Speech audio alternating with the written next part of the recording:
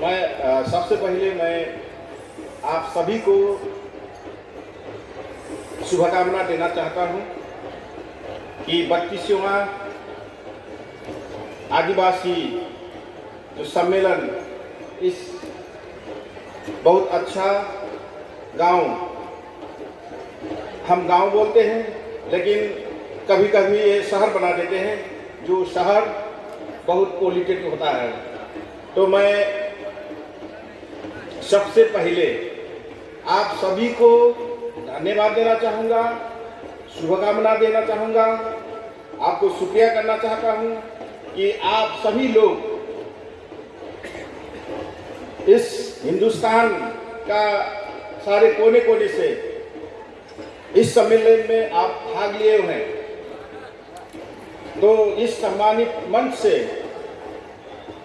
आयोजक एकता परिषद है, उनको भी मैं बहुत धन्यवाद देना चाहता हूं कि आप मुझे हर साल इस तरह के जो सम्मेलन होता है आदिवासियों का, इसमें आप बुलाते हैं, मैं आ जाता हूं। मैं बहुत साल पहले से इस एकता परिषद से जुड़ा हूं कि आदिवासी जनजातियों के लिए हम एक इकट्ठे होकर क्या करना चाहिए। आज भी नेपाल में, मैं अच्छा से हिंदी बोल नहीं पाता हूं लेकिन मैं कोशिश करूंगा। आज भी नेपाल में एक बहुत बड़ा त्योहार है, उसको हम बोलते हैं माघी संक्रांति। और मैं थारू आदिवासी से बिलोंग करता हूं, जो आज के दिन एक नया साल की तरफ से, नया साल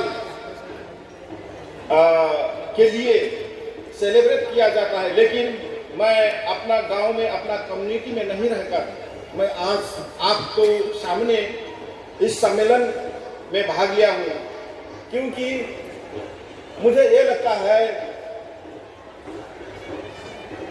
मैं एक नेपाल का जो मार्जिनलाइज कम्युनिटी, थैंक यू, दो थारू आदिवासी से मैं बिलोंग करता हूं। लेकिन मेरा ये ख्याल है कि संसार के जितने भी आदिवासी जनजातियों हैं, हम एक आदिवासियों का अधिकार सुनिश्चित करने से सभी आदिवासियों को सुनिश्चित नहीं होता है। इसलिए मेरा एक मकसद है कि दुनिया का जितने भी आदिवासी जनजातियों हैं, उनका आवाज, उनका मुद्दा, उनका जो समस्या है कानून की तरफ से, तो उसको हम एक इकट्ठे होकर, हम सभी ने एकता बनाकर उसको उठाना है। तो इसलिए मैं जब भी आपका ये एकता परिषद से आयोजित जो सम्मेलन, आदिवासियों का जो कल्चरल जो सम्मेलन होता है, इस सम्मेलन में भाग लेकर इस सम्मेलन मार्फत कि आदिवासियों जनजातियों को मुद्दों को एक दुनिया के पटल में मैं उठाना चाहता हूं। तो मैं आप लोगों से जुड़ के मैं इस एकता परिषद से जो सम्मेलन होता है, इससे मैं कुछ बात मैं सीखा हूं। तो मैं वो 2-3 बात मैं आपसे, आपके आगे मैं वो शेयर करना चाहता हूं। सबसे पहले तो मैं आपसे एक बात सीखा हूं कि इस सम्मेलन में आने के लिए आप किसी को निमंत्रण, इनवाइटेशन का जरूरी नहीं होता है, आप खुद आ जाते हैं। इसका मतलब यह है कि आप आदिवासियों जनजाति के मुद्दों के लिए आप कमिटेड हैं। तो जब आप आदिवासी जनजातियों के मुद्दों में अगर एक यूनिटी बनेगा, तो हम अपना मुद्दों के लिए हम बोल पाएंगे, वो उसको स्थापित कर सकते हैं। दुनिया में आदिवासी जनजातियों के लिए बहुत सारे नीति नियम हैं, उसका गाइडलाइन है, डिक्लेरेशन है, ट्रीटी कन्वेंशन है, लेकिन उसको हम कार्यान्वयन के लिए हम अभी कर नहीं पा रहे हैं। तो इस सम्मेलन से मुझे लगता है वो जितने भी ट्रीटी कन्वेंशन है, डिक्लेरेशन है आदिवासियों के लिए, उसको कार्यान्वयन करने के लिए आज के इस सम्मेलन से एक रोड मैप बनाना जरूरी है। तो उसके लिए मैं एकता परिषद को मैं निवेदन करना चाहूंगा कि हमारा आवाज के लिए आप एक होंगे और इसको दुनिया के पटल में आप नेतृत्व करेंगे। आप तो अभी हिंदुस्तान का आदिवासियों के लिए नेतृत्व कर रहे हैं, लेकिन अब आपका नेतृत्व यूनाइटेड नेशन में होना चाहिए, क्योंकि आदिवासियों को जो अधिकार है, जल जंगल जमीन का अधिकार जो सुनिश्चित करवाने के लिए यूनाइटेड नेशन में एक डिक्लेरेशन है, UN declaration on rights of indigenous people, जो भारत सरकार ने उसमें साइन किया है। तो उसको कार्यान्वयन करवाने के लिए आप एकता परिषद से नेतृत्व करना चाहिए। और दूसरा एक आईएलओ कन्वेंशन 169 आप सुने होंगे, जो ट्राइबल कम्युनिटी के लिए, इंडिजिनस पीपल के लिए वो बहुत अहम कन्वेंशन है। वो कन्वेंशन में साइन करवाने के लिए भारत सरकार से आप लोगों ने निवेदन करना चाहिए। और भारत सरकार को भी मैं इस मंच से मैं निवेदन करना चाहता हूं कि आईएलओ कन्वेंशन 169 में अगर रेटिफाई करेंगे तो हमारा हिंदुस्तान का आदिवासी जनजातियों के जो जल जंगल जमीन का जो अधिकार है वो सुनिश्चित रहेगा।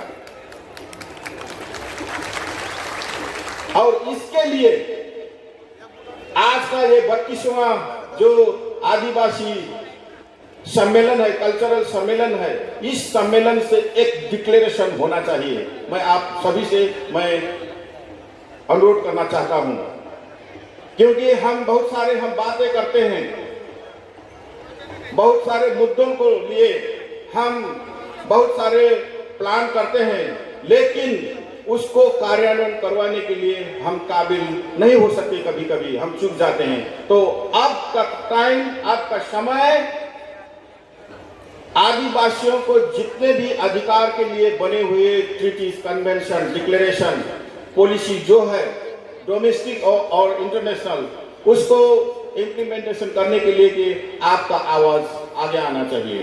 तो उसका आवाज एकता परिषद लीडरशिप करना चाहिए, ये मेरा निवेदन है। मैं कल यहाँ महिलाओं के सेशन हो रहा था, वहां मैं बहुत सारे महिलाओं के मुद्दा मैंने सुना।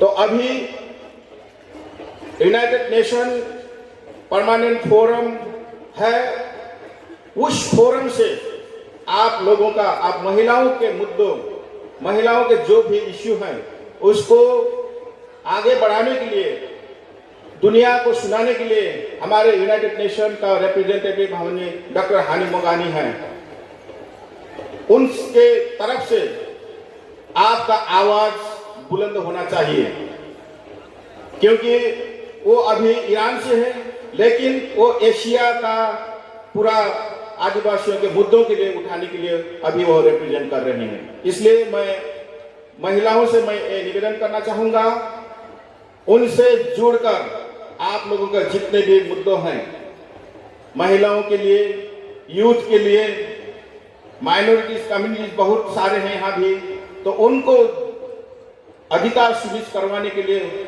उनके मार्फत हम काम करना चाहिए। और मैं यूनाइटेड नेशन से बहुत साल पहले से जुड़ा हुआ हूं, लेकिन कभी कभी आप लोगों का जो मुद्दा होता है, जो मुद्दों यूनाइटेड नेशन से जुड़वाने के लिए कभी कभी हमारा कुछ एक्सरसाइज कम हो जाता है, इसलिए हम अपना वॉइस को थोड़ा कमजोर हो जाता है। इसलिए एकता परिषद और आप लोगों का जितने भी कम्युनिटी लेवल में जो आप लोगों को संस्थाएं हैं, जो आप लोगों ने काम कर रहे हैं, उस मार्फत उसको मजबूत करवाकर हम यूनाइटेड नेशन से जुड़े और अपना वॉइस को, अपना मुद्दों के मजबूत बनाएं, ताकि भारत सरकार और दुनिया के जितने भी आदिवासी जनजातियों के लिए काम करने वाले अंतर्राष्ट्रीय निकाय हैं वो काम करें आपके लिए। तो मैं बहुत ज़्यादा नहीं बोलूँगा, मेरा उद्देश्य यहाँ कल तक रहने के लिए मेरा उद्देश्य था, लेकिन मुझे आज जाना है, मेरा परसों नरसों फिर दूसरे देश जाना है। इसलिए मैं आप लोगों से माफ़ी मांगना चाहूँगा कि आप लोगों से कल तक मैं नहीं रह पा रहा हूँ। मैं अगले साल फिर, मेरे ख्याल में मध्य प्रदेश में ये सम्मेलन इसी टाइम में होने वाला है, उस सम्मेलन में मेरा सहभागी रहेगा। और फिर भी मैं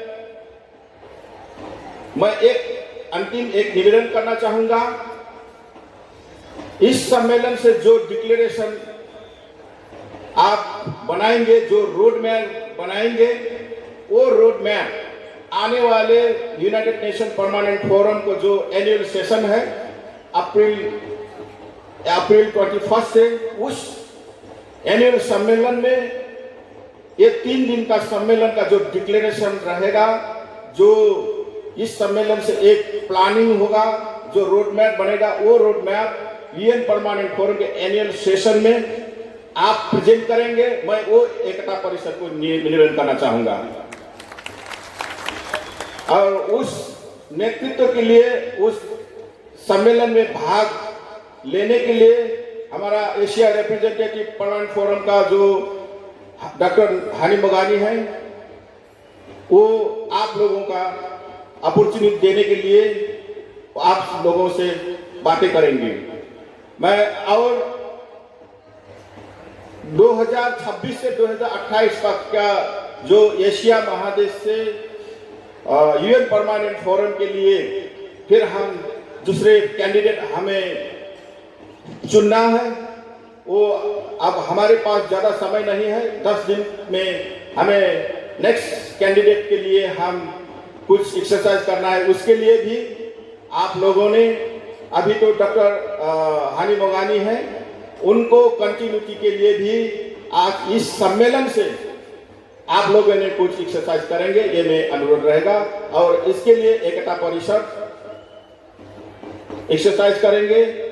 मुझे लगता है आज शाम को आप लोगों सभी इस भारत में जितने भी इंडिजिनस पीपुल के लिए काम करने वाले संस्थाएं हैं, उस संस्थाओं से बस बैठकर मीटिंग करेंगे और एक फाइनल डिसीजन आप निकालेंगे। मैं ज़्यादा नहीं बोलूँगा। मैं आप लोगों के फिर भी 32वां आदिवासी सांस्कृतिक सम्मेलन के बहुत इसके फ्रूटफुल कंक्लूजन के लिए मैं आप लोगों से शुभकामना देना चाहूँगा। दूसरे आने वाले साल के सम्मेलन में भाग लेने के लिए भी मैं अपना बाचा देना चाहता हूँ। और मैं अपना बातों के लिए आप लोगों ने मेरे को समय दिए, इसके लिए मैं आयोजक एकता परिषद को मैं बहुत बहुत धन्यवाद देना चाहूँगा। और मेरा जो बातें मैं यही समाप्त करना चाहता हूँ। जय आदिवासी, जय आदिवासी, आपकी जय, जोहार।